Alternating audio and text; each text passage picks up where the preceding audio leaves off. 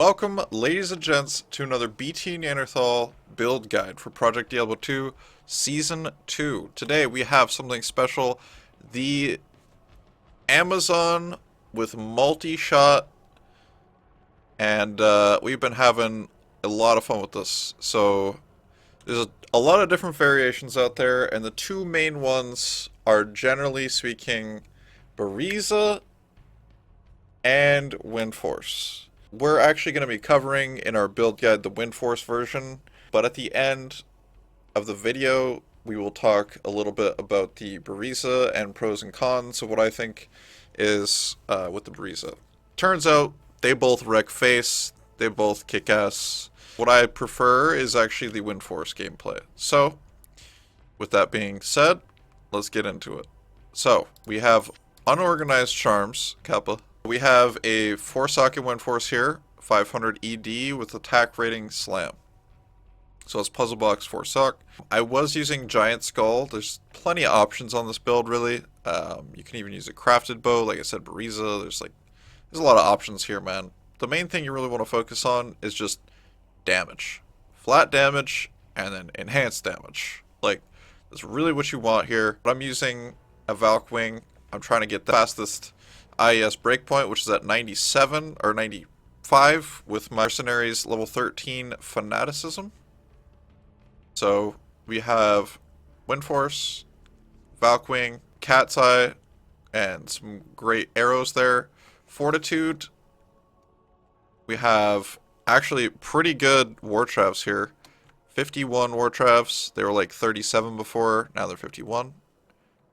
Wisp Projector. Just get that Heart of the Wolverine for the extra damage, Magic Find, skills, all that stuff. We got Nosferatu's, extra strength on there. Raven Frost with extra life leech on them. And we got Pierce on Laying of Hands. There are definitely options here, like you could do Atmos Scarab, you could do High Lords, you could do Soul Drainers. Like, there's so many different options for this build. But the main thing is, I'm really trying to focus on max IS and then get as much damage as we can. The best charm we have here, which I'll just show off real quick, is the 14 maximum damage. It's, prefix and suffix both gave us max damage, giving us a total of 14 here. So, really nice Amazon Torch as well. Pretty good Annie. Gore Riders, Nosferatu's, the IS Slam right now. And Darrow's Visage. Merc is probably a little bit of work in progress, but, as long as she stays alive, everything's good. Drax and Templar's Might. So eventually I want 8 Might Aura, just extra damage, obviously, but, it's a good thing to have with the Might Aura plus the Fanat. And then she also pops off with Vigor. That's why we choose Act 1 here. You don't have to go Act 1. Act 5 actually will do more damage if you give him like a beast. As far as skill tree goes, obviously no points into the Jab and Spear skills.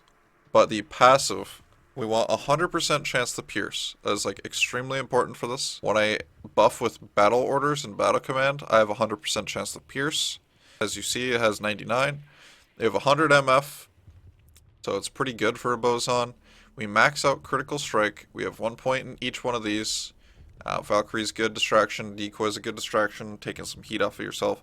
You also get movement speed coming in from evade and dodge with hit recovery, stuff like that. Penetrate is good to boost up your attack rating. As you can see, we have 28,000 attack rating with this build. It's crazy. We barely miss. And we max out Magic Arrow and we max out Multishot. We put 1 point Guided Arrow.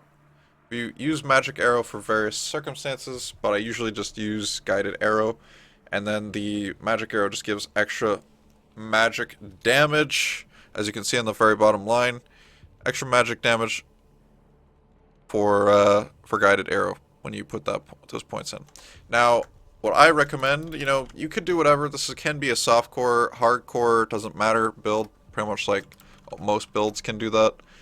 You just might want to allocate your stats a little bit different. You might want to use Vampire Gaze. You might want to use something else, like, just more survivability gear.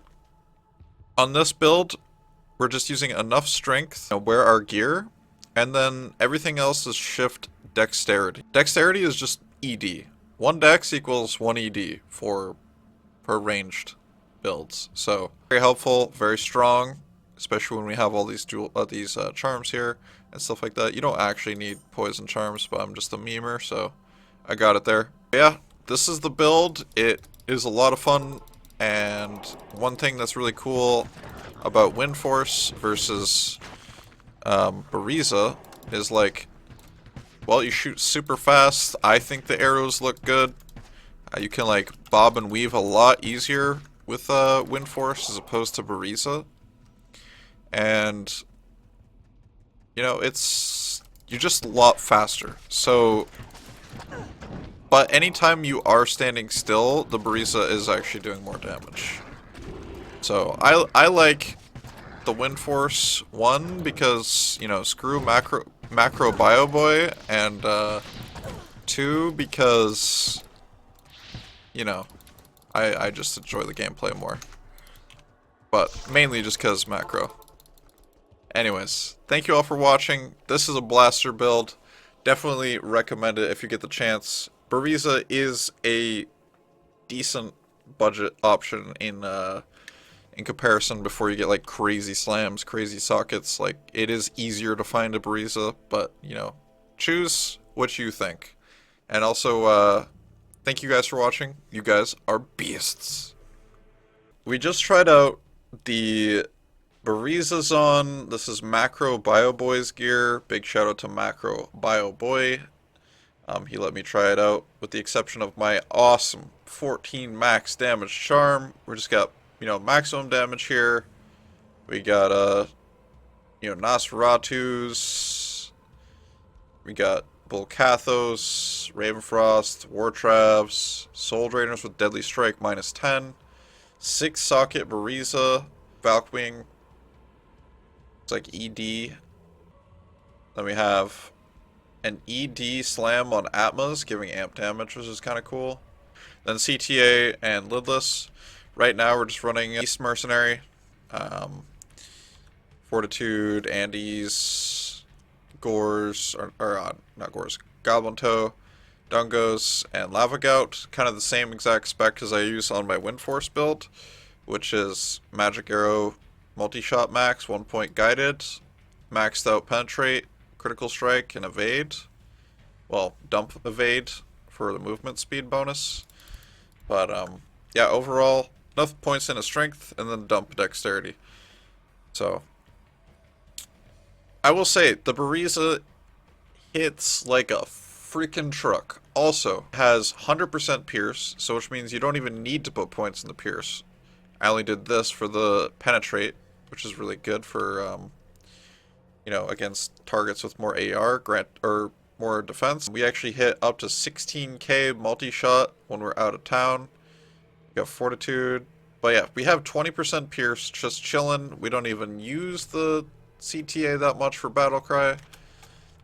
The final things I will say about this build, I do enjoy it. I do enjoy it, but I personally enjoy the Wind Force more. Why? So I think Bariza actually has more DPS. Like, it just wrecks and shreds everything. If it has higher health, if it has higher, you know, physical resistance, you know, you got the advantage of the crossbow, which is giving enemy, you know, fizz resistance and pierce. And same thing here with Soul Drainers. Not that you can't get this on Wind Force, but like, it's very easy on Bariza in comparison to Wind Force. You get a lot more damage against higher fizz mobs. You destroy bosses easier and faster. And anytime you are actually standing still, you're just dealing out more damage than a Wind Force would. However, the Wind Force is very agile, it's quick. I feel like it's smoother gameplay, like bob and weave more, whereas this is like, it's got a decent fire rate, right? It's not bad. But like, with Wind Force, you can like really move around while shooting. And personally, I like that more.